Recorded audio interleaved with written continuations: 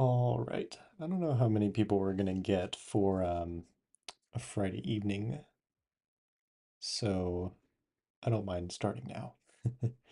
Um, Welcome everybody to Hang Gliding Parachutes and Basics. Uh, this is trying to be a replacement or a supplement to the uh, standard parachute seminar that you might get as Hang 2 or as a refresher course. This is going to try to be um, going over a lot of the basics while feeding some of the specific bits of knowledge that may not get covered in a parachute seminar because either maybe they don't want to give you all that information, maybe they are not trying to overload you with information. This is supposed to be trying to cover as many bases as possible without um, uh, missing or leaving out too much. So I expect there to be kind of a part two with this. Um, and I don't think that this is going to be all encompassing.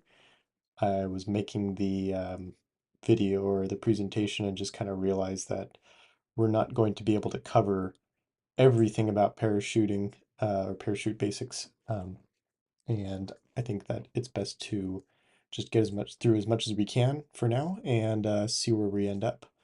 So let me go ahead and start the presentation here. So let's talk about the, let me shrink my screen here a bit. Okay, so let's talk about parachute basics. Right now we're just going through the outline. We'll talk about proper equipment and preparation, the procedures and how to practice. We'll go through some scenario views. We'll talk about some of the newer technology that's coming onto the market.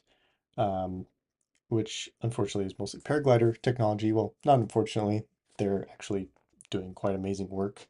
It hasn't made it into the hang gliding world yet, but I think that it is those days are short-lived. I think we'll start seeing a lot more um, coming up soon. So right here we have the parachute. This is just kind of a generic YouTube, or not YouTube, generic Google image. So we have the top of the canopy being the actual parachute drag system that's made out of thin nylon. It's very fragile. It's meant to be very lightweight and allows some um, air to get through, but pretty minimal. So there are certain fabrics that are actually rated to have a certain porosity. Um, there's paragliders. If you have flown any paragliders, sometimes as part of a annual inspection or inspection for your glider, there'll be a porosity test where they try to pass air through the cells. Um, Generally, that's not that comes more from wear um, and use of a parachute. So um, I haven't heard of anybody testing a hang glider parachute. Anybody can or is welcome to correct me on that. But generally, in the paragliding world, they claim to be lasting about 10 years. I've seen parachutes that have been a lot older, but then again, we don't really use our parachutes that much. So um, after 10 years, it's good to maybe heed some caution, maybe get it repacked by the manufacturer or somebody that's been doing this for a long time. And it's instead of maybe your pilot friend that's, repacked shoots, a few times, and I think we can get through it. I understand wanting to do it yourself, but this is a pretty important safety item. Anyways, moving on. Just some more of the terminology. The suspension lines, the lines actually going up to the canopy. There's a lot of different names for it. We would just call those the lines, parachute lines, or suspension lines. The riser, there's that's the those terms can be kind of interchangeable between riser and suspension lines. Um, the item here, or the line item that says extension lines, usually that's what we would call the bridle. So the bridle is a very high strength piece of webbing that is usually twice the span of your wings, or a span and a half of the glider's wings, so that it can clear it. That's the long webbing that gets folded up into the container of your harness and goes up to your carabiner or whatever anchor point you have on your harness. So your parachute will also have a swivel. Hopefully, usually that's kind of the standard recommendation for hang gliding parachutes is to have a swivel or paraswivel. Sometimes you'll hear it called, and then the from the paraswivel back up to your carabiner, that's also called a bridle. So again, names are a little bit interchangeable here. Just wanted to get on the same subject here so that if I start saying lines or bridle, that you're not totally in the dark. Okay, what is next? You're only as prepared as your equipment. So as you can tell, I'm only as prepared as I can be for the text that I am displaying. So you're only as prepared as your equipment. Um, Here you can see some of the things that I've caught over the years. I've seen some things that are worse. I've seen rubber bands that have actually melted to the deployment bags and they became hard and actually were gluing down some of the lines, and the rubber had actually transferred onto the parachute lines. The one in the picture here is your what we would call the risers or suspension lines, and that's just a bar tack that the sewing has kind of unraveled itself. Is it a critical issue? No, it's still probably going to function okay. That's just more locking the stitch in place, but it's things like that where you want to make sure that you catch those so you can do a proper repair, and there's no doubt in your mind that uh, when you actually need it, you're not going to have any question about it. The picture on the right, that's a fantastic photo. You can see that it was, I think it was a failed loop. The pilot has the parachute in his right hand, and just to the left of him, that is his helmet that flew off. And you can see that the frame is actually separated from the sail completely. So pretty dramatic situation, and I think it's going to be a recurring theme throughout this presentation is trying to emphasize the amount of energy that actually goes into a failed, structural failure to hang glider, and how violent that can be. Very disorienting, can get probably some degree of whiplash. Um, it's usually the gliders are built so strong that when they do break, it's probably going to be something a little quite catastrophic, and the result is uh, you basically don't have anything left except the frame that's falling down with you in free fall. So we'll get to some videos later that are pretty exciting. So can't wait to review those. All right. So let's talk about some of the equipment before you fly. Um, your parachute system consists of a number of things. A harness, how is the parachute being stowed in your harness? Is it actually in good condition? Are the lines that are connecting you to the carabiner or the back plate in acceptable condition? That once the parachute goes tight and it's taken out of your harness, are you actually going to have a harness that is not damaged enough or degraded UV'd enough to actually bring you down safely? So a harness is an integral part of your safety system. I guess it would be the better term for it. Your parachute and bridle, pretty self-explanatory. That's that's the equipment that's actually going to bring you down. Carabiner. It's a little bit different depending on the type of harness. So on the top there, you've got a harness where um, the bridle and is attached to the carabiner itself. So if you can see my mouse cursor here, the bridle is kind of coming out from the top of the image here. Um, that is then attached to the carabiner. So that is one setup that you could have if you fly a cocoon or a pod harness that has the bridle routed up to the carabiner. And at that point, your carabiner becomes a pretty critical part of your parachute safety system.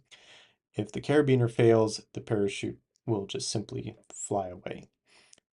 Below here, you can see that the parachute bridle is kind of going off to the right of the pilot, and it actually goes to the back plate. So it's underneath where the suspension line goes from the harness to the carabiner, except there's a separate attachment point for the parachute bridle. And that has its own, challenges, cautions, levels of inspection, but it's a little bit less dependent on the carabiner. If the carabiner were to fail, then you would be in free fall, which is certainly bad, but your parachute would still be attached to your harness so long as the harness backplate is in good shape. The hang strap, same thing with the carabiner. If your hang strap fails, then you're just in free fall, so that puts you at a significant disadvantage, I would say, for if you are in a situation where you need to deploy. Primarily because if you lose the frame of the glider, then you don't have anything to climb into. And although your descent rate is slower, there's actually less drag potentially because the glider itself is also offering some amount of drag, though it's adding a lot of weight to the system too. So kind of a double-edged sword there. I would say that's definitely something that should be treated just as important as a a parachute as well. And very important, but not too often talked about, is a hook knife. And why is a hook knife important? Hook knife is very important in the event that you are now down on the ground, but the parachute is still going somewhere. So it's going to be a really bad day if you just, the parachute saved your life only to die because you got dragged through a field of granite boulders or, obsidian rocks, and now you're getting dragged like uh, like getting dragged behind a horse for several miles, and it's going to really ruin your day, if not potentially kill you. So a hook knife is there to actually cut yourself loose from the system. So you can reach up or cut yourself out of the harness. Um, or if you're going into water, maybe you are realizing that you're not going to be able to get out of your harness very effectively. So maybe you need to start cutting away at your harness or cutting loose from the parachute so you can drop down into the ocean. I would say actually cut your hang strap so you at least are away from the glider. There's a number of things that a hook knife, or a number of different situations where a hook knife is going to be really useful. If you don't have one, then you're putting yourself at at a higher risk compared to those that do fly with one.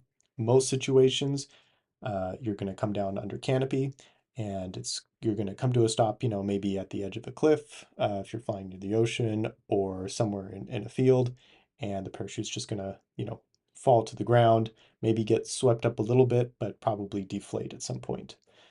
Um, yeah. And if you try to say, well, maybe I could unhook, well, only if your parachute's attached to your carabiner. If your parachute's attached to your backplate, well, then you have to get out of the harness. So you might be in for the ride. Okay.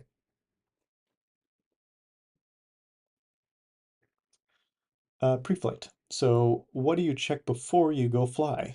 There's a number of items, starting with prior exposure. If you just spent the last, week with your parachute sitting in the car because you forgot to take it out on your last hang gliding trip and it got up to 130 degrees in the car.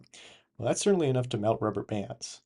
And if the rubber bands are melted or brittle or in really poor condition, then the parachute is going to have an improper deployment sequence and the parachute could potentially fail to deploy by virtue of getting tangled up in itself. We'll talk about deployment sequence a little later. And this is something that's also, if you maybe left your parachute next to a car battery, if you have some acid that got poured onto it, or, it's exposed to extreme amount of moisture, maybe it got wet, if a parachute that's really wet, the pleats are going to stick together. So the gores are not going to open as quickly, or sometimes they'll get stuck and, actually glue themselves together to some degree. And it could result in a failed deployment or a failed opening of the canopy. You want to make sure that you are keeping your parachute and by extension your harness in, as cool as you can and dry of a place as possible. Um, Probably not a good idea to, have snacks on it. Getting dirt inside of it. This is one that I have seen a lot for like people on flying, pointing the mountain on the south side. The land, especially like tandem harnesses that, sometimes will have a belly landing and they'll just have a ton of rocks in their harness deployment or in their parachute container. Not necessarily inside the deployment bag, although I've seen rocks get in there too. But if you are flying for 50 hours and those rocks are rubbing up against the fabric over time, through transport, especially getting jostled around in your trunk, then over time that can start creating holes. And while it's not the end of the world, it certainly is an unnecessary risk. I think that covers most of it for prior exposure. So let's talk about the other points. Say that you're just about getting ready to fly. What do you need to check? Well, chute pins need to be secured.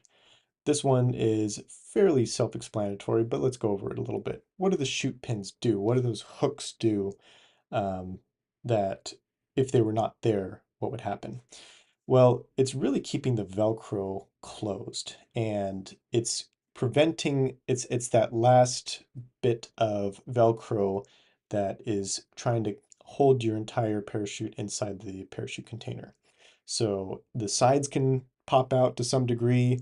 The front can, maybe bulge a little bit if, the Velcro is kind of wearing out.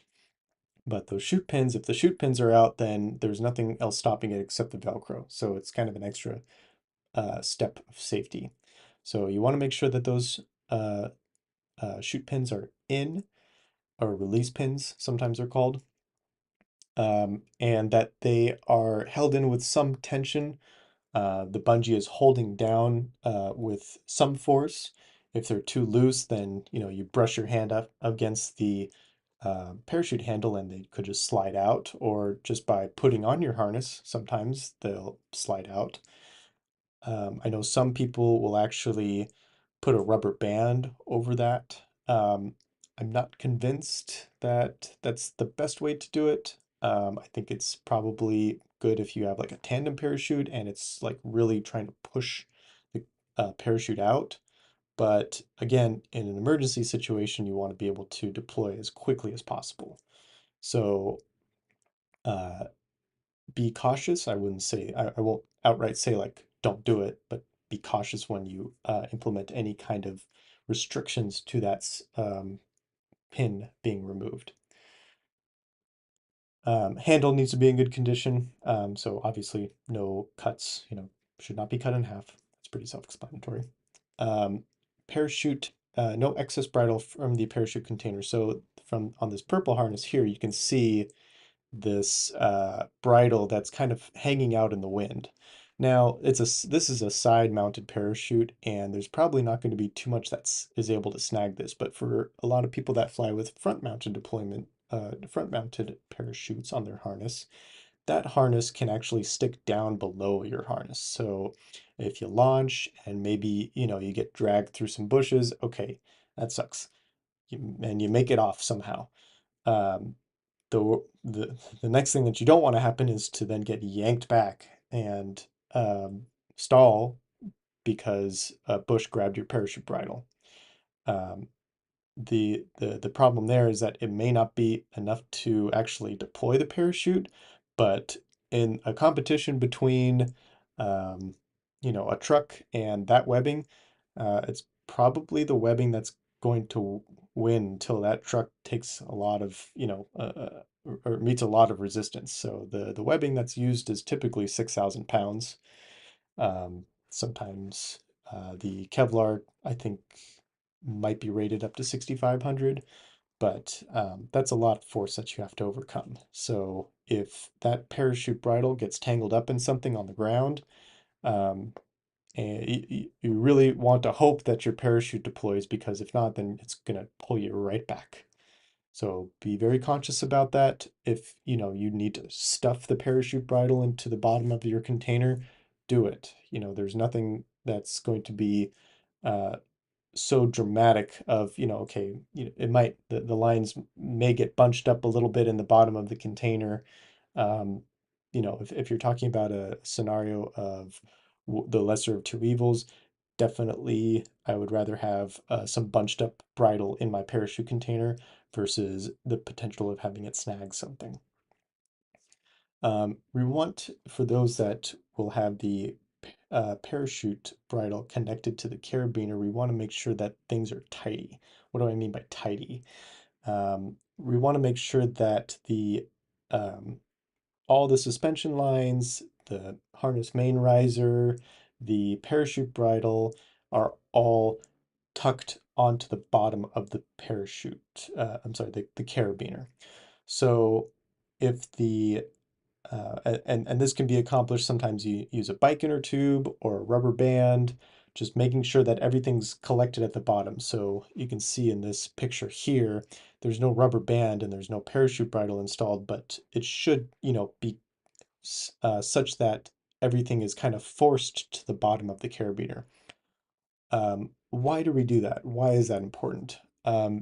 We want to make sure that the harness mains are at one end of the carabiner gate, or not the gate, one end of the carabiner, so not on the gate. And once the deployment happens, theoretically, the parachute bridle should go to the opposite end, and now you're pulling on the correct axes for that parachute or for that carabiner. That's what it's rated to, is um, on either end of the carabiner, not on the gate.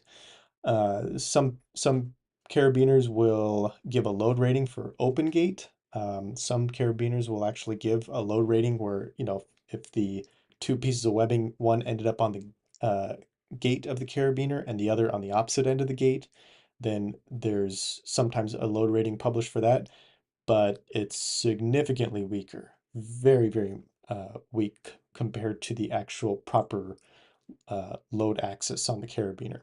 So you want to make sure that everything is contained properly. So when you're kind of getting flipped around and the glider is out of control, you're getting tumbled maybe, that because of all that slack can kind of create that shifting, um, and it would then cause the parachute maybe to fail because the carabiner breaks. So for those that are flying with a backplate harness and have a parachute that is connected to the harness, not so much of a concern, although it's still good practice, I would say. Doesn't add a whole lot, weight especially. The deployment handle should be pullable, meaning that it shouldn't be tucked so far in that you can't get your hand around it, or so loose that it would be able to snag something. And also that the Velcro on the sides of the container, or the pleats for the, recall, for lack of a better term, the diaper folds on a side-mounted parachute or one that does not use Velcro, are securing the parachute appropriately. All right. I know it's a lot of information, so feel free if there's anything that you see here that you might have a question on, or perhaps something I missed. Don't be afraid to chime in. Um, when do we want to think about throwing our parachute? I would say that the primary reason to throw a parachute is anytime you're no longer able to effectively control the glider. There has been one situation where I was in such severe turbulence that I was no longer really in control of the glider. This was flying early in me flying topless gliders. I was seriously thinking that it's it's worse than throwing my parachute. So I was in such severe turbulence that I didn't feel like I could confidently control the glider anymore. Luckily that it kind of um, calmed down enough before I landed, so I did not deploy. Um, let's see. Uh, Chiwei asked or added that I'll also add if you have a string or line attached to your hook knife so that it doesn't fall away, there's no chance for the excess line outside of the bag. It might snag on something. Excellent point. And I agree. You want to make sure that there's no snag hazards, essentially. That's a good general rule. Um, Another item that I've seen, especially on the East Coast, is sometimes people will have little carabiners on the side of their harness to, either keep their boot up, or maybe it's for extra tow lines, or, weak links. And all it takes is for that carabiner, if you shove your weight over and it presses up against a side wire or or a rear wire to hook onto that rear wire, now you're in an emergency situation. So I caution against that. That's if I had that happen to me, I would probably think about throwing the parachute right away, depending on where I was at, because now you have to go further into that turn to unhook. That entire time you could be, already rolling past 90. So good comment. Thank you for that. Let's see. No suitable place for a safe landing. And what do I mean by this? Like if you're over extremely dense pine trees are not the most suitable place to land. In the East Coast, you have a lot of oak trees or deciduous trees that have large bushy canopies. Um, West Coast, we're not so fortunate. Maybe it is in an extremely rocky area, large rocks jutting out of the ground. You kind of have to start playing the what if game. What's the lesser of two evils? Trying to, land, maybe break a bone, or um, not having a successful landing and uh, getting potentially more seriously injured. So think about that. Separation from the glider, kind of a no-brainer there. You definitely had lost control of the glider at that point. So I think point three and one kind of go in hand. Um, I'll let you guys think about this while I go over the next column. Is there any situation where you wouldn't deploy a parachute other than you're in full control of the glider? Um, I guess the better way to phrase that is, can you think of any emergency situation that you would not want to throw your parachute? And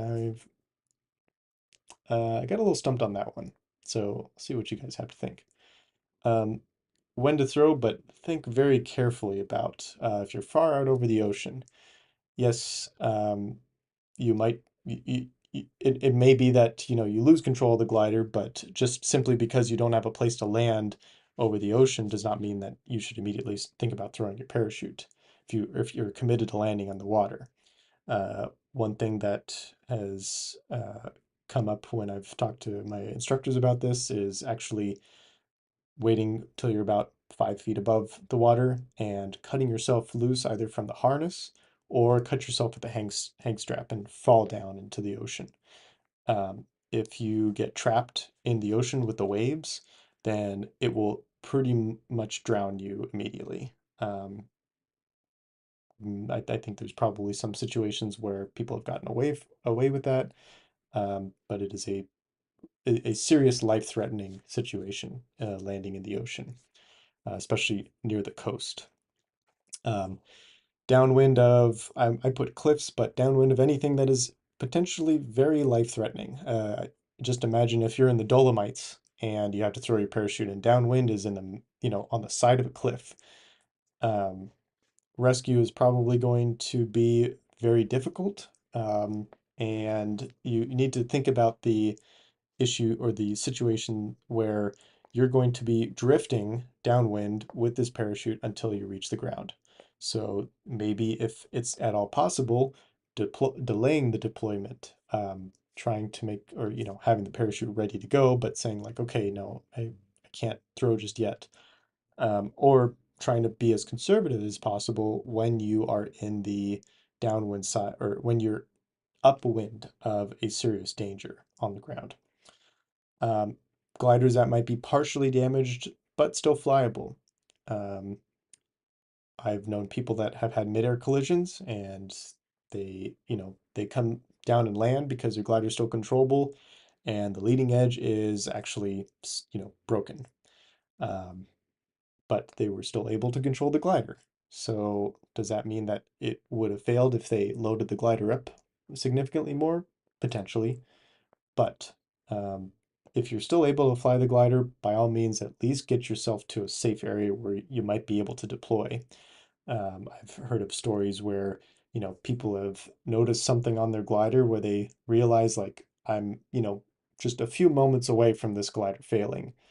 I can't remember the exact situation, but John Heine was telling me the story, and one of the guys flying at Point of the Mountain was flying along, doing some aerobatics, and then all of a sudden just went out straight out over uh, over the flatlands, well upwind, and after about 5 minutes of that, you see his parachute come out, and the glider's not, you know, falling out of the sky, but he decided at that time it was an emergency situation and he could not safely get the glider down, or there was too much risk involved.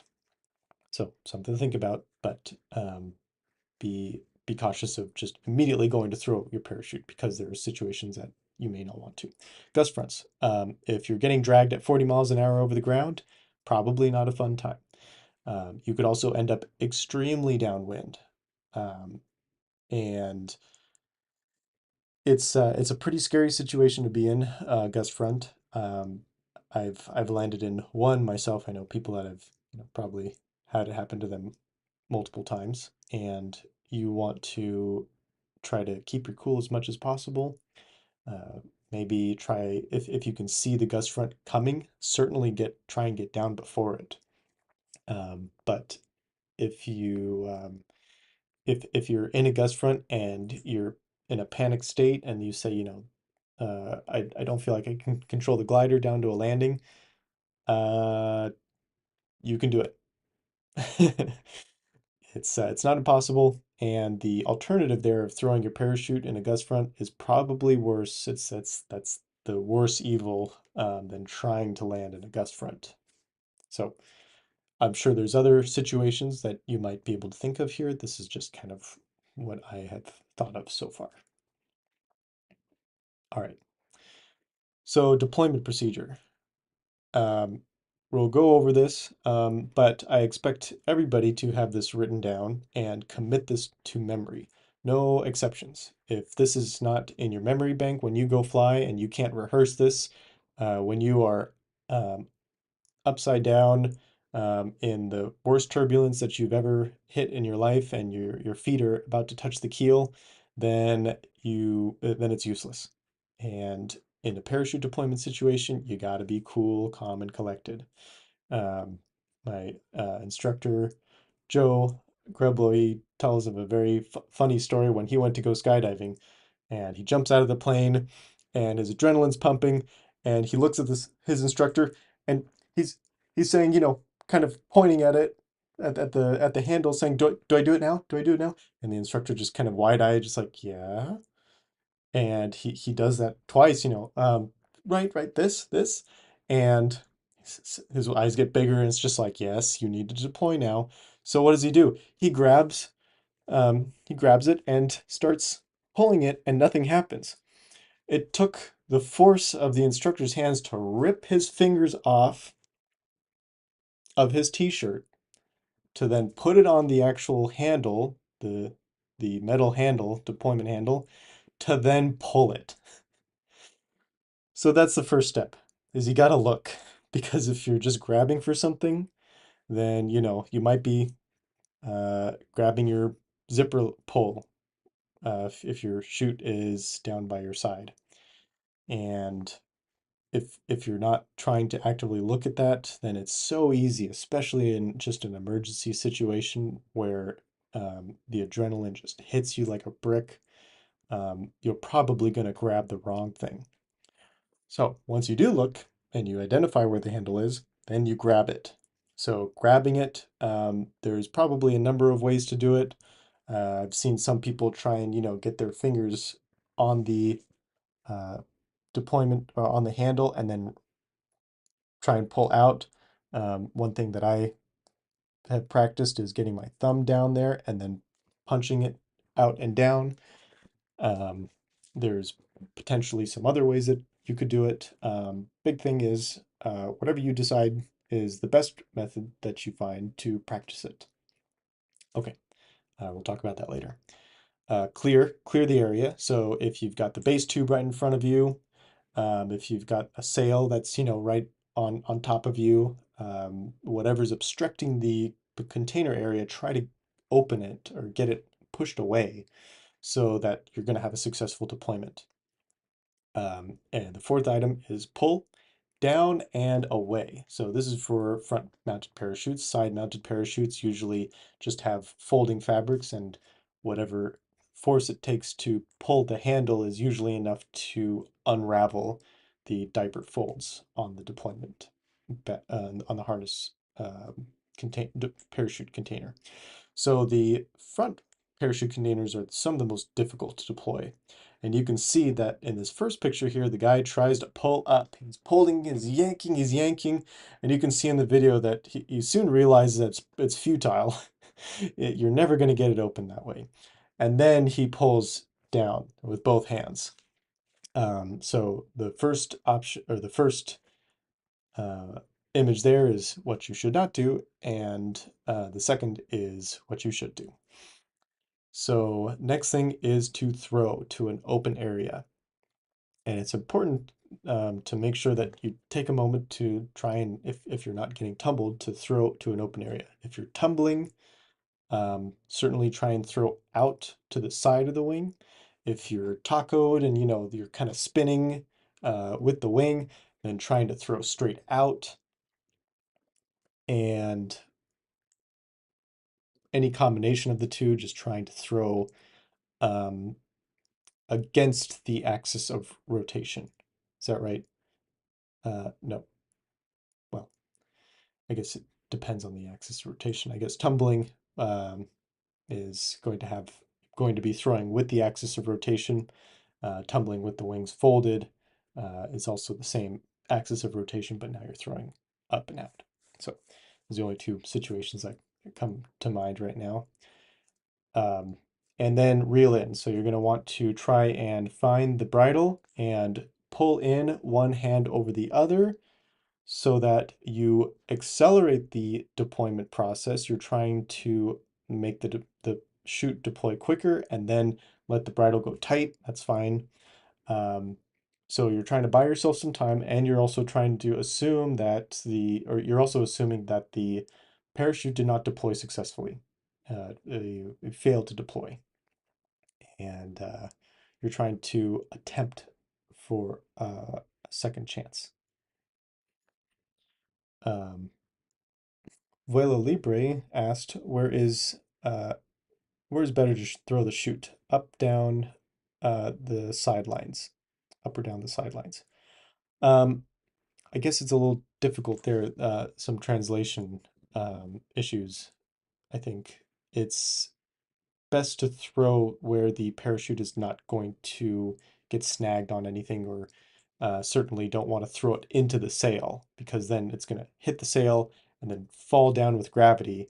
and it's going to take some time to then, go above you because you need the parachute to, uh, well, if your acceleration, basically it's going to open by the acceleration of that bridle yanking on it. So if it falls down, then it's going to take the time for you to get underneath it to then release from the deployment bag. So I would say the best situation is first a clear area. Second is somewhere so that it can go up and away from you. Probably don't throw straight down. Certainly try not to.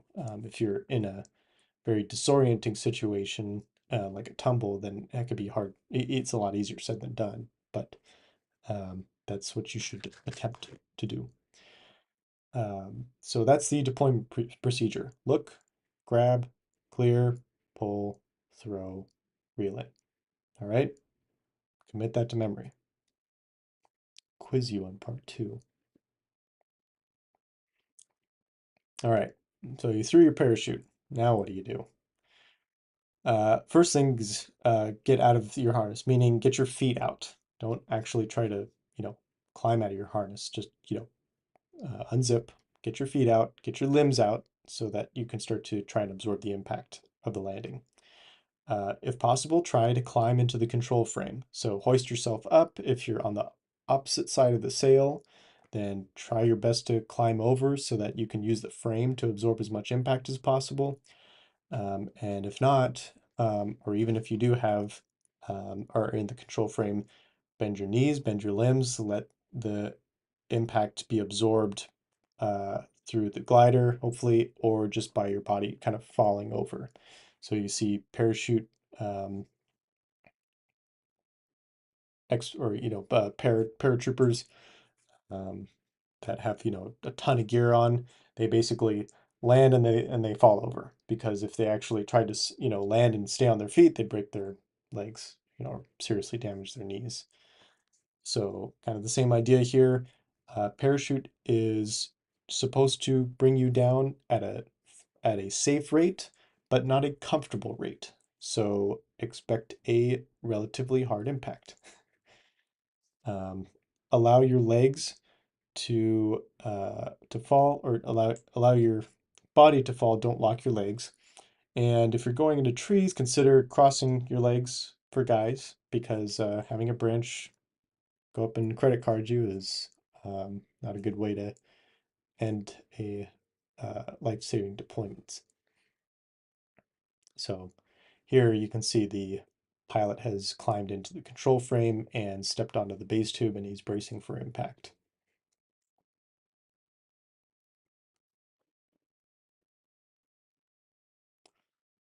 Okay. Um, Obviously, this would kind of be the point at a regular parachute seminar that I say, okay, I'm going to hoist you up and you're going to get in your harness and you're going to throw your parachute. Well, thanks to the internet, we are able to communicate, but not actually be physically here. So here's some ways to practice at home. If you can, get a pull-up bar, ones that hook onto the door frame, I think are the best. The tension ones might have some risk there. And try to get, lifted off the ground as high as you can. Get in your harness as normal and try to deploy the parachute like you would if you were actually deploying. If you wear gloves, try to put yourself in the worst case scenario. You fly with winter gloves, try and deploy with, a regular hand and winter gloves. Um, there's some videos that I will post in the description later that can show you at least just how to stow the bridle. So that's a relatively straightforward process. Basically, you will have the parachute bridle zigzagged in the bottom of the parachute container. The parachute will lay on top of that, and you close the Velcro around it. If you're just practicing, you can probably forego the bungees. The big thing is, can you get the Velcro out for those that don't have like a side mounted or a diaper full parachute? If you're required to use the uh, bungees to have the release pins activate, then you use some string to pull the bungees through while you're closing all the Velcro or diaper folds up to hold them in place while before you put the pins in. So if you're uncertain about this, please do this with somebody that is qualified for doing repacks, or at least before you go fly next, that you bring this to them so that they can just fold the bridle away properly and stow the parachute properly for you to go fly. Try not to open the deployment bag. If you open, if the rubber bands kind of pop out, then you you may want to consider just going through the full repack. So if you're going to do this, try and do it before you go through a repack, so that if you do end up popping a couple of the rubber bands, you can just wrap it up so that it becomes just a dummy chute at that point, and you can keep practicing, throw a couple times. Really important to make sure that you're able to open uh, the parachute container. And I've even had situations where um, people tried to deploy their parachute and were actually unable. So what can happen is the corners of the parachute container are maybe sitting too far low. Um, there's some variations in deployment bags, which cause it to kind of twist the parachute deployment, the parachute plus deployment bag in the container, and you get what's called bag lock. So essentially it means that, when you're trying to pull, it's creating shear forces rather than actually just pulling something out, or it's causing it's for lack of a better explanation, it basically means that you're unable to successfully pull the parachute out, and that's a problem. So you want to make sure that you correct that. At that point, you need to go to somebody that is qualified for either working on parachutes, harness manufacturer, whoever you get the harness manufactured from, somebody that is well versed in maybe doing harness modifications. Make sure that you get that taken care of before you actually are in this emergency situation.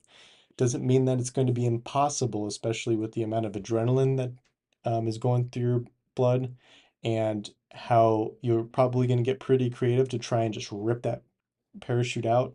But that's time lost. The more time that you spend trying to figure something out in the emergency situation, the less time you have to try and save your life. All right. So that's what you can practice at home, and I encourage that very much.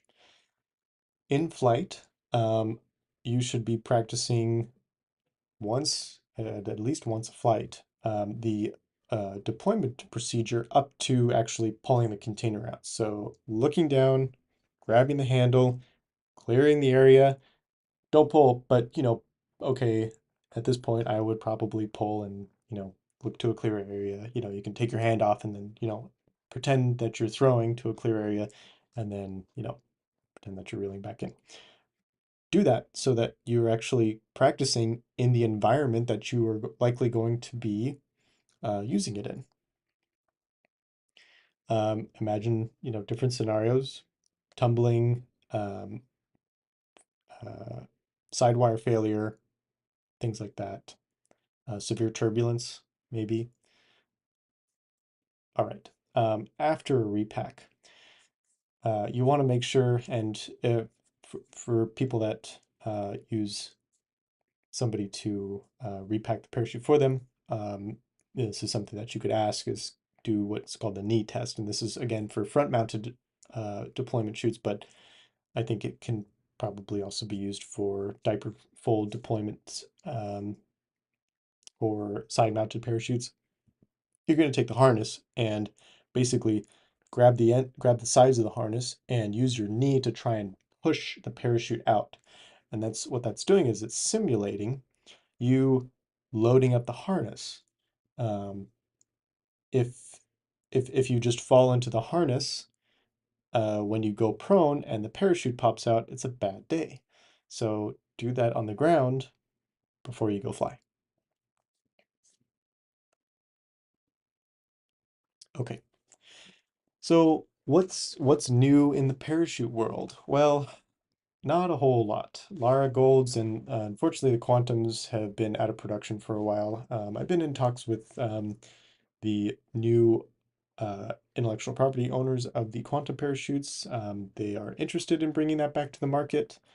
I would like them, I've encouraged them to try and update their designs some, but it's certainly the tried and true hang gliding parachute. But they're big parachutes and we've got some stiff competition on the market. So um, a lot of the new technology are starting to move to Dyneema. And this also kind of goes hand in hand. Dyneema and fast deployment parachutes like square canopies. So historically, over the years, leading up to hang gliding kind of, the parachute technology kind of plateauing, um, a lot of manufacturers using just nylon. And there's a very important reason for that. It's because nylon stretches. Nylon has about 30% stretch before failure than polyester. Certainly Dyneema. Polyester has about 1% stretch. Dyneema has like 0.1% stretch before failure. And I think it can change, like there's some creep, but for like dynamic loading, nylon can absorb dynamic loads. And that's super important because if you throw your parachute and you suddenly load 4,000 pounds into that bridle, well, that's rated at static load, meaning they took the webbing and they pulled it apart very slowly. They kept pulling, pulling, pulling until snap. Whereas, in a dynamic situation, it's just snap. You load it up immediately to a really high loading, and that can break things. So a lot of paraglider parachute canopies now, I believe they still use nylon. They're using a newer nylon called Nylon 66, which is a kind of a specialty fabric in the US. It's more common in Europe because that's where they manufacture it.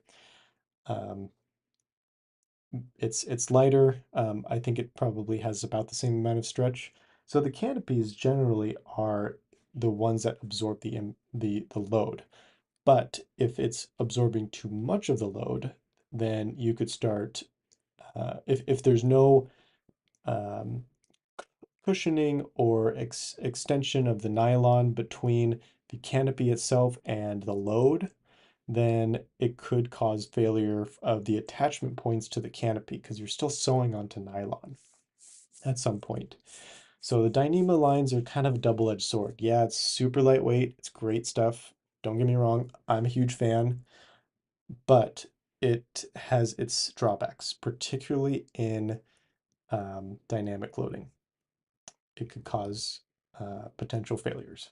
And I think that it's certainly, if you get a new parachute that's rated for the weight that it is designed for, and maybe just a little, if you're kind of right on the edge, just getting the next size up, then you should be just fine. But if you're planning on sizing down, then consider those possibilities. Same thing with fast deploying parachutes, just means a higher dynamic load. Different canopy shapes. This is something that's really been amazing to see is, with the fast deploying parachutes like the square canopies, we're starting to see like octagonal and square rounds that have incredibly good descent rates. And while still having a fast deploying canopy. Now, historically, the classic canopy, the round, has been adopted because it's very stable. So if it gets into any oscillations, then it's going to want to dampen those very quickly. The ones where it looks like there's a nipple at the top of the parachute, the really old ones, they had stability problems, so they could actually get into oscillations. These newer parachutes also are claimed to be, very stable, but the round is still the tried and true method. I think the square rounds have a lot of potential as well. Just something to consider for you if you're not, trying to get down to the smallest gram, or you're trying to save just like the last pound on your harness, although it can make a big difference. The round canopies are a really tried and true method. So for something that we hardly use, it's not um, it's you're not gaining a whole lot by saving that weight in some circumstances. Okay, so the other thing is we'll talk a little bit about the lifespan of some of these parachutes. So the life of the parachute is dependent on well, it's dependent on how well the fabric holds up over time. Now, because these parachutes don't see a whole lot of use, nobody really tests these after 10 years. Any paragliding shop that you go to will basically say, oh, your parachute's more than 10 years old, time to buy a new one. Um, Sometimes, you will get people in the hang gliding world that will say the same. I get it. It's for liability purposes. I can say personally, I've seen parachutes that were 15 years old and looked better than a parachute that was 5 years old because the care that was put into that storing that parachute properly, not getting a bunch of dirt into it, really showed. So um, don't don't discount a parachute just because it's old. Now you want a low aspect ratio and low aspect ratio annular parachute, a LAR parachute, basically one with pull down apex and it looks like a toroid. So if your parachute does not have that, it's probably too old for you to really even care about. I don't care if you got it for $100. Those are what we call meat savers. And you break your bones when you land, but save your life. So just think about that, especially for a lot of people that are entering hang gliding that are in the 50 and older club. You can't afford that, try to think about being as conservative as you can rather than just trying to get as cheaply into or investing as little money as possible into your safety systems. Um, some pretty dumb ways to die. It's not just aerobatics. A lot of them are. But notice in some of these situations, um, you're probably not going to be able to deploy your parachute. So I think this is just kind of a way to show that there's plenty of other things out there where a parachute is not going to do you a damn bit of difference. Perfect example, your hang strap fails or you hooked into the Velcro on your hang strap, like this pilot did at Bates. Prime example. Parachute's not going to be super helpful at that point. If you're flying coastal sites, if you're less than 200 feet, parachute's probably not going to do that much for you. If you're swooping the water, doing really low, uh, you know, tricks or swooping people, then as soon as that base tube catches, parachute's doing you no good.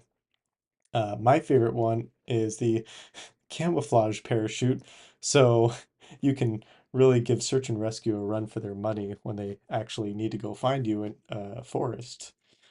So um, if your parachute is green, if your parachute is maybe a dark red or a dark color, you might want to think about getting one that's a neon orange or a pink or um, white.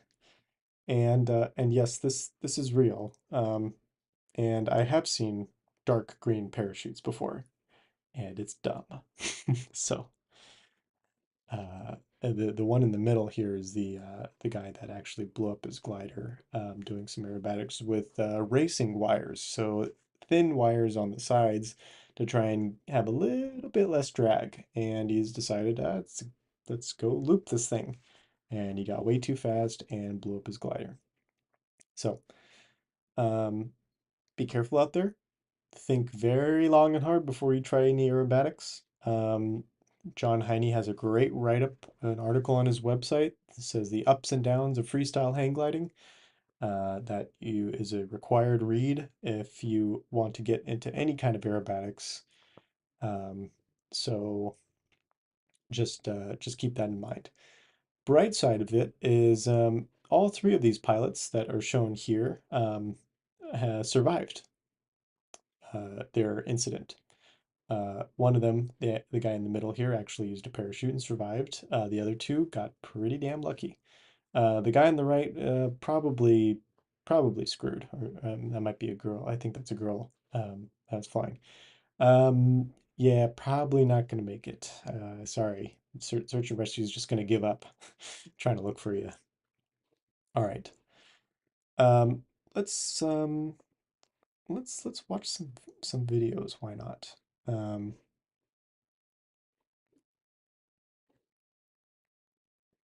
Stand by here.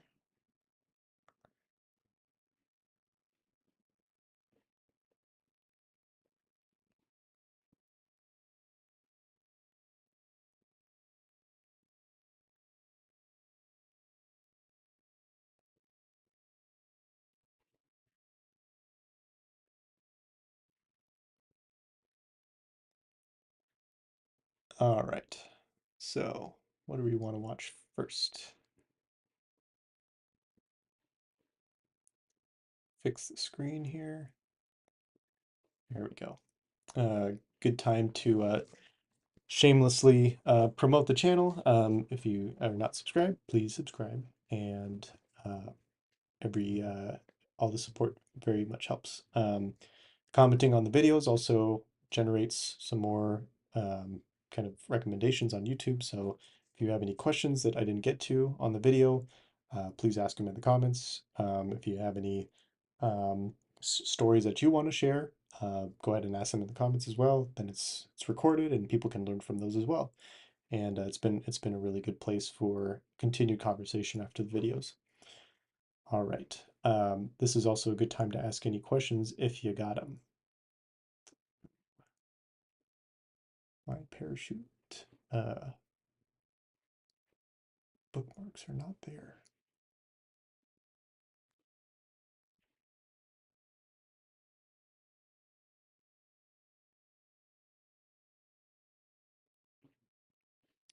Oh, I think I can find them.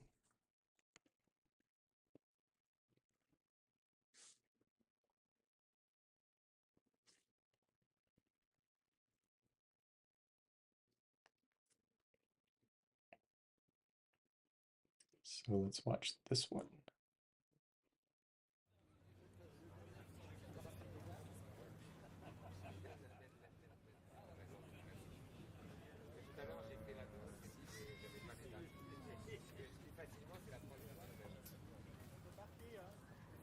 Alors c'est parti donc pour Freddy Bircher avec les 3 tourneries qui ont été réalisées après avoir réalisé son premier looping. Et donc les wing-overs maintenant.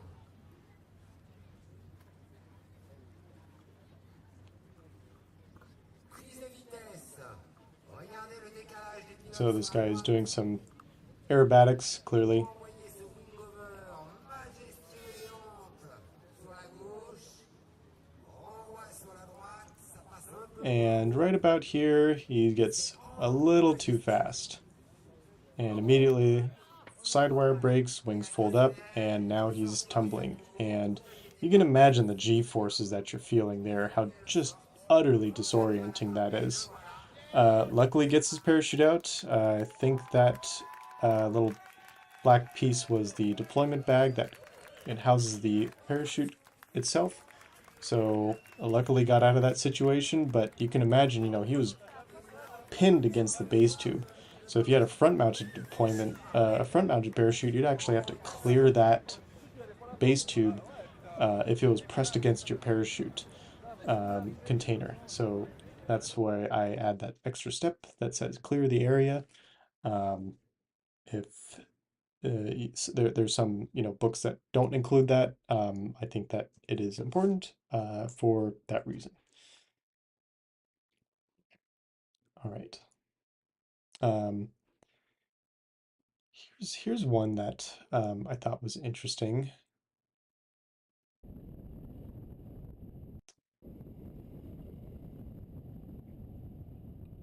So coming in for a normal landing, um,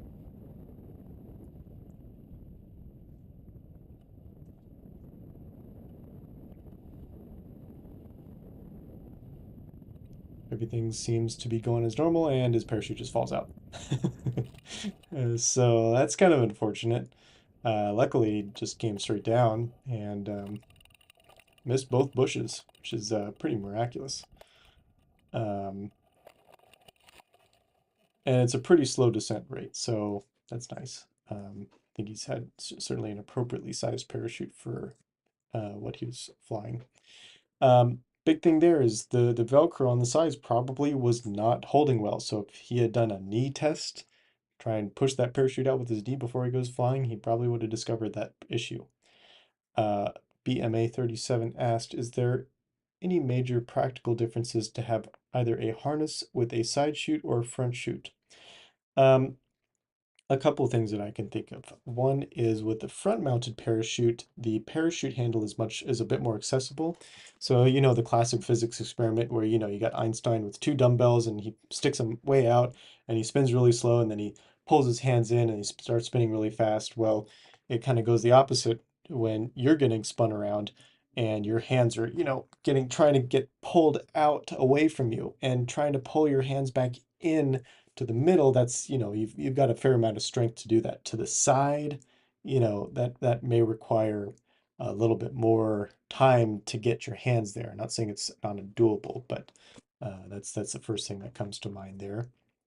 Second thing is the front mounted parachute actually provides a lot of protection above just um, the placement of it.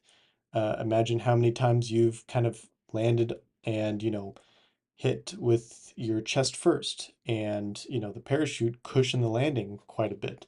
It acts as a pretty big airbag, especially for people that are learning or people that are um, a little bit rusty, like I was last weekend. I power whacked into the ground. So kind of glad I had a front mount parachute for that. But that's that's another kind of bonus benefit to it. Um, Side-mounted parachutes generally don't have a ton of Velcro, and they're usually a little bit easier to deploy. So with the front-mounted parachutes, you got a ton of Velcro around it, and you know, depending on how you pull the Velcro away, or if it's really old Velcro, it could be marred and so sticky and so difficult to open that you may actually not be able to get it open um, without using two hands, and sometimes even two hands. You know, there's been cases where people have been unable to deploy their parachute in with all the Velcro kind of just locking it in place. So that is why I say practice on your harness with the setup that you intend to go fly with. Um, it's kind of funny. Velcro goes two ways. It could either get super sticky or it doesn't do anything at all.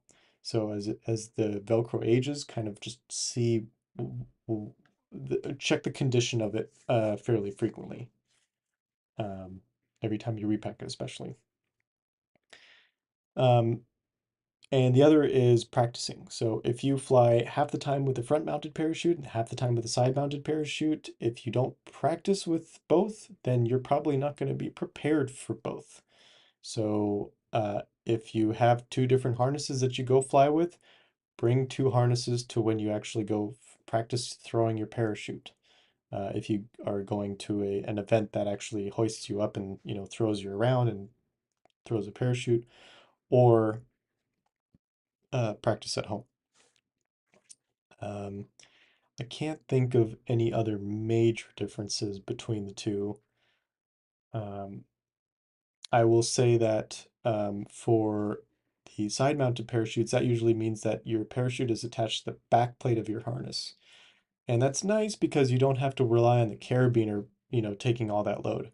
What's not nice is when you actually do deploy it and you get flung, and I mean violently, away from the glider. So as soon as that parachute goes tight, you're in for the ride first, and the glider is going to keep going wherever it's going.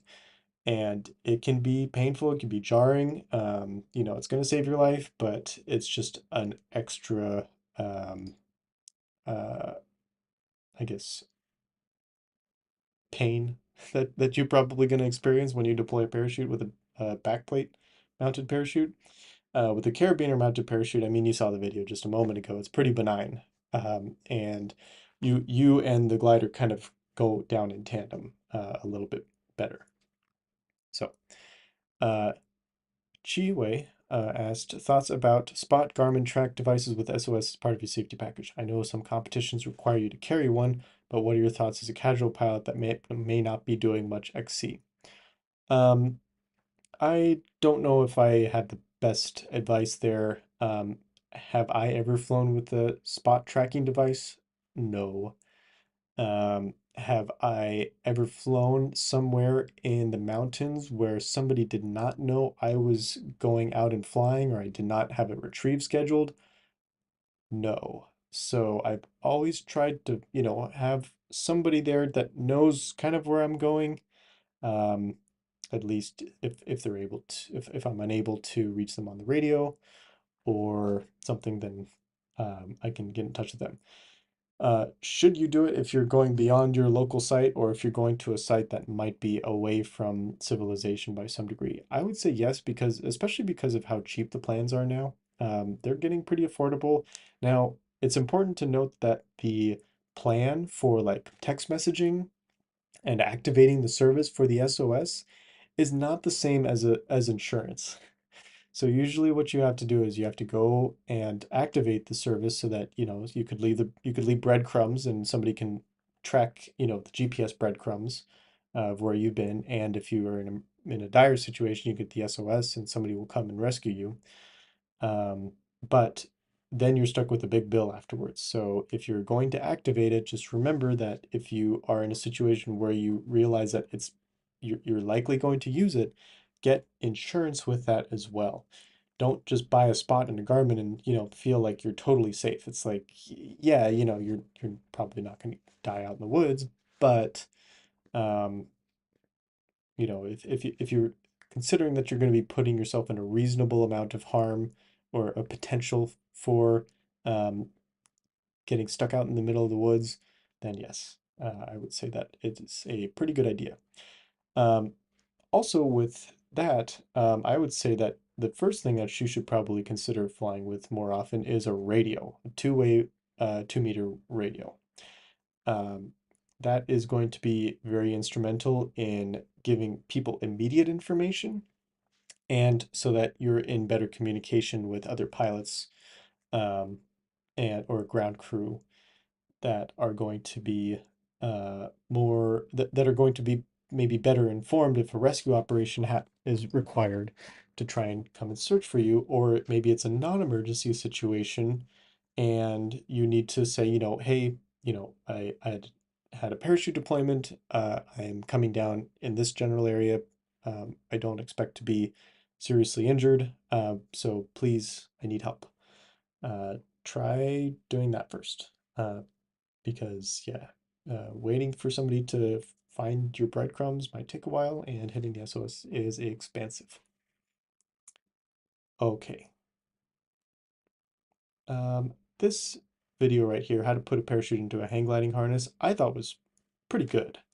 So if you're doing practice deployments at home and you need to stow your parachute back into the container, I would say that this is probably a good one to follow.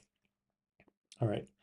Hang glider crash from emergency deployment. So this is one where, again, the parachute was not properly stowed before takeoff.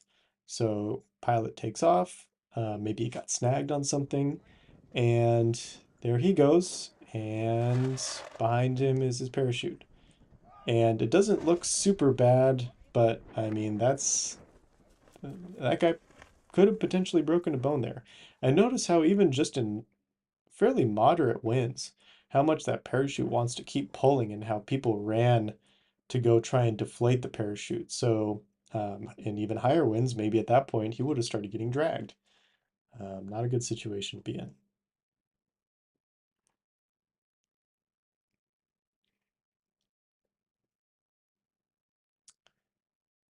This one's good to watch just because it's it's not a parachute event, but it's one where you really wish that the parachute auto deployed for you. Let's see. Sorry for not getting the videos prepared. So here's another one where the um, pilot was doing some aerobatics, failed in the aerobatics, and the glider ended up tumbling. So he's tumbling and he got his chute out successfully. Unfortunately, it doesn't give a very good camera angle beyond this. But he does come down together with his glider. He is upside down. He's on the other side of the glider. I've heard mixed things about this. Sometimes, I've heard people say, "Oh, I would try my best to climb onto the top side of the glider to absorb the impact better." Yeah, I get it. It's probably easier said than done. I think it's an amicable goal. If you got a king poster glider, probably could use that to support you. But notice he's trying to make the best of the situation, trying to use the frame as much as he can for what little is there to try and absorb some of the impact. So he's coming down at a relatively good pace, and it's and luckily he had a nice bush to catch him, so that's a bonus. But just realize a parachute when you're under a canopy, it can be faster than you expect, especially if you're in high altitude situations. I mean, at sea level, cool. If you deploy at somewhere in Utah, the parachute's going to sink. The sink rate's going to be faster because the air is thinner. You have less drag. So be cautious of that. Da, da, da.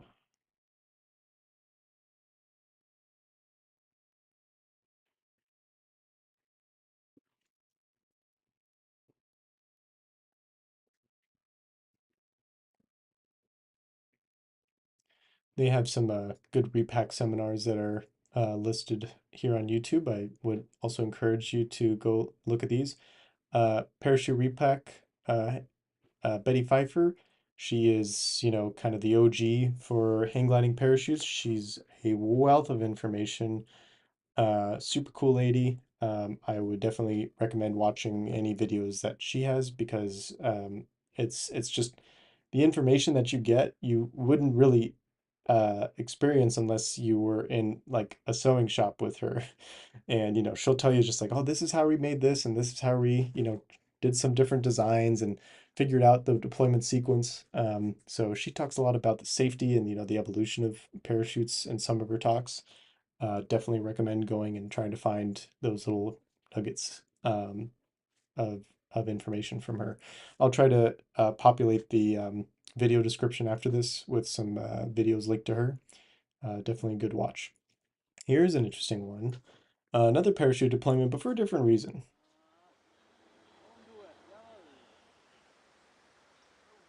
Het is geen gevlogen.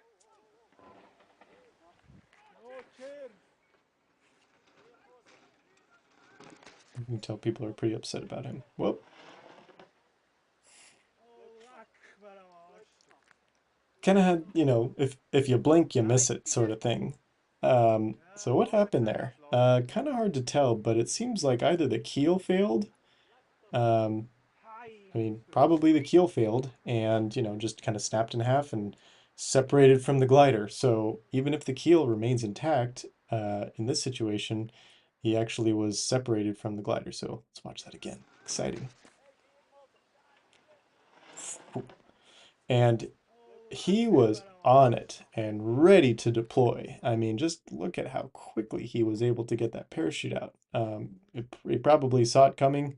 He probably, failed a loop and then realized like, oh no, something's broken, and probably was on his way to throw the parachute. And by the time that he had separated, his hand was already on the parachute and out.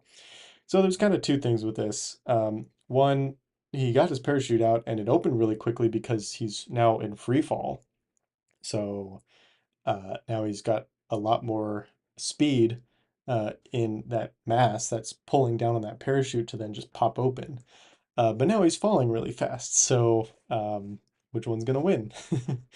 uh, it's a pretty disconcerting situation to see. Oh boy, somebody is getting ready to, or separated from their glider. That's pretty scary, and it's certainly something where you gotta be ready to deploy very quickly. Here's one that there's a descent.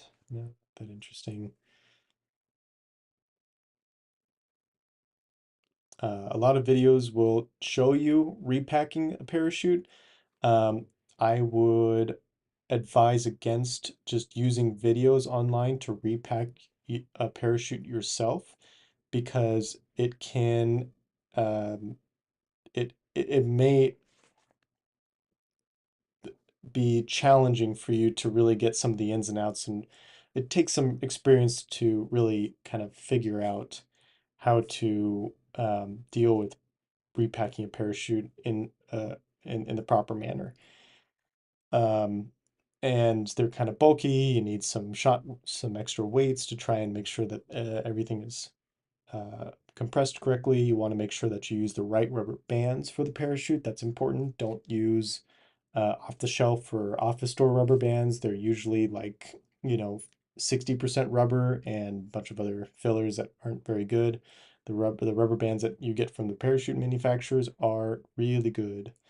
Um, so Free Flight Enterprises, or well, what used to be High Energy Sports, you can contact PIO. And I believe we have some rubber bands for the quantum parachutes. We got a big bag of them. If we don't, then we're happy to get them for you. So the repacking a parachute, you would probably, I would say, before you would be proficient, do it under the supervision of somebody that has done it for, many years, and do at least 10 to 20 minimum repacks before I would say, go do it on your own. Now, base jumpers, they have stories where people, with round parachutes are pretty, easy opening. They'll just stuff it in without any rhyme or reason and then throw it and it miraculously pops open. So it's not um, it's not to say that it's a complicated science, but for what it does, um, don't take it lightly. All right. Kind of running out of videos.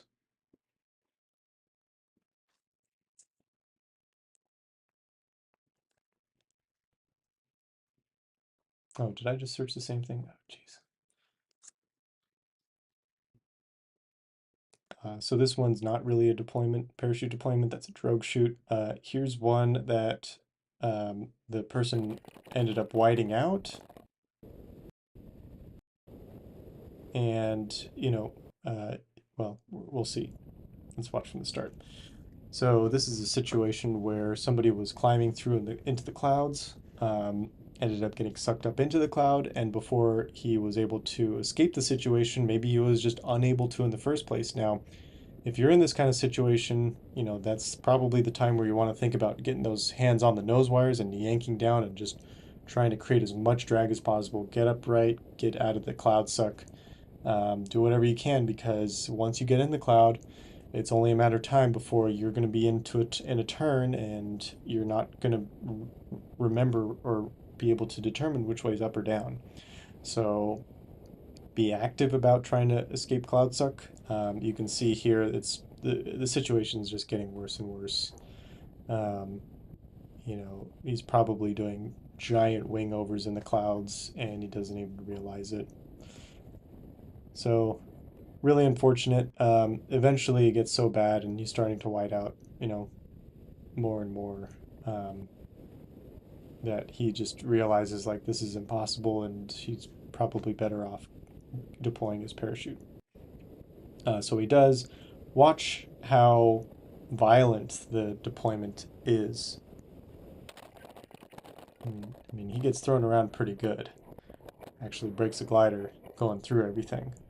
So that's kind of one of the downsides about a harness mounted parachute. So if your harness is, or if your parachute's anchored to your harness, then that's what can happen. It's not pretty. And I think the video stops before he actually gets down, but I believe he did land safely. Let's see.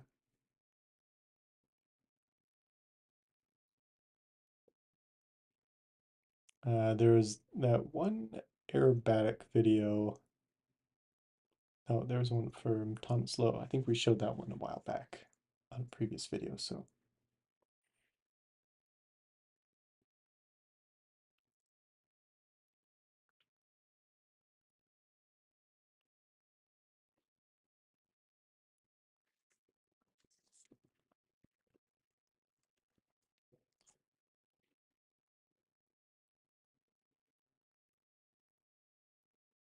where's the guy that blew up his glider?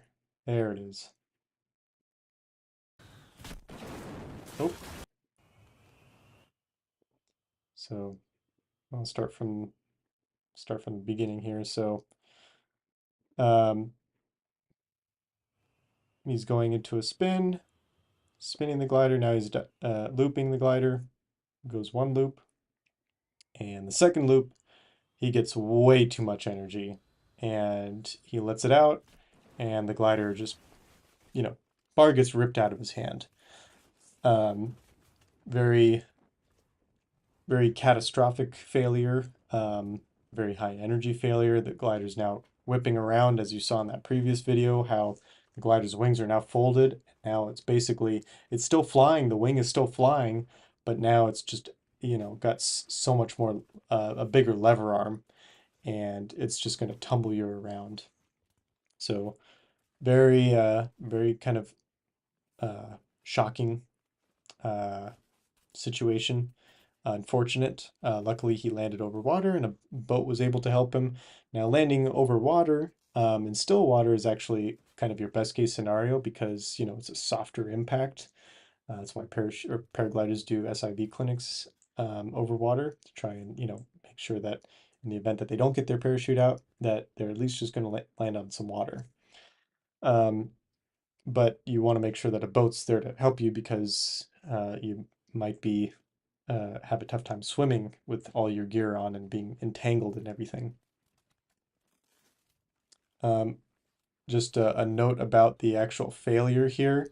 So right about, there, you can see the bar literally got ripped out of his hands. His arms are, basically just, got taken with the bar. And that's something that we call positive, there's not really a good name for it, but so I've heard it called positive pitch divergence. So basically, what's happening is the wing is as it's gaining speed, the uh, leading edges are trying to compress in. And what happens when the leading edges get pushed inboard, especially beyond the crossbar? The crossbar is relatively stiff, but beyond the crossbar, the outboard ends of the leading edge are actually bowing inboard. And what does that do? That makes the trailing edge loose. What's on the trailing edge? The sprogs. So by virtue of loosening the sail, it allows the sprogs to actually go be less effective. So um, the pitch pressures can get even lighter. And as soon as you go out of the loop and the outboard leading edges start to spring back, all that tension comes back, and the dive system activates suddenly and dramatically, and the bar will rip out of your hands. So if you're thinking about doing aerobatics, you know, think think long and hard about it, and know that there are dangers where the glider will just diverge on you if you gain too much speed. And then you'll need your parachute, which is this video is about. Um, I think that's most of the videos that I had. Um, again, open to any questions, comments. It's already been an hour and a half and it's Friday night, so I know some of you guys probably want to get going, enjoy your evening, but I'll certainly open it up to any questions. If there's something that I might have missed, if you want me to cover a topic briefly before we go, or if there's a burning question, please ask me anything you would like on the subject. In the meantime, I'll see if I can find another video. Here's a good one. Another failed loop.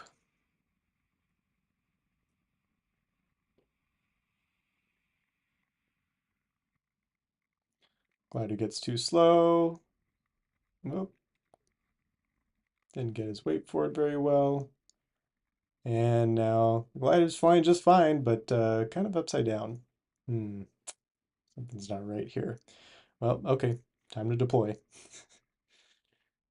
So yeah, kind of a funny one. It's pretty unfortunate because now he's probably got a lot of, stretch on the trailing edge of his glider's sail there, and he had to go pull it out of trees, it looks like. So that's a real bummer. But all the more fuel to the fire of think long and hard about doing the aerobatics. All right. I think that that is a good place to call it there. Again, I will add videos to the description of this video with linking to some of these longer videos like the Betty Pfeiffer parachute packing seminar. Um, and it'll show you, what an actual, parachute seminar will look like in lieu of us being able to perform one in person. So tons of great information there. I highly encourage everyone to watch those. So check back in about a day, and um, thank you all for coming. Again, uh, I encourage everybody to subscribe to the channel so we can keep building shows that everybody's interested, and eventually we'll get to build a larger audience, hopefully. So uh, thank you. Have a great Friday evening, and fly safely. All right, bye everybody.